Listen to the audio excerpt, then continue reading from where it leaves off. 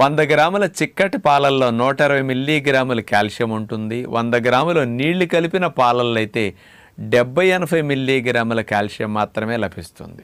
పాల కంటే 5-6 రెట్లు 10 రెట్లు ఎక్కువ కాల్షియం ఉన్న ఆహారము సబ్జా గింజలు, చియా గింజలు. ఈ రెండిట్లో ఎంత కాల్షియం ఎక్కువ ఉంటుందో మీరు వింటే ఆశ్చర్యపోతారు.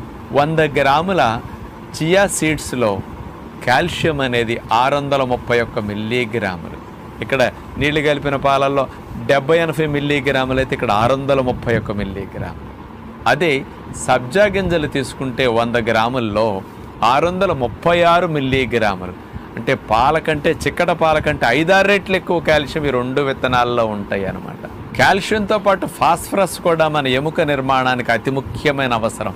అలాంటి ఫాస్ఫరస్ అనేది కూడా పాలల్లో అయితే 100 mg లోపే ఉంటుంది. అదే చియా సీడ్స్లో అయితే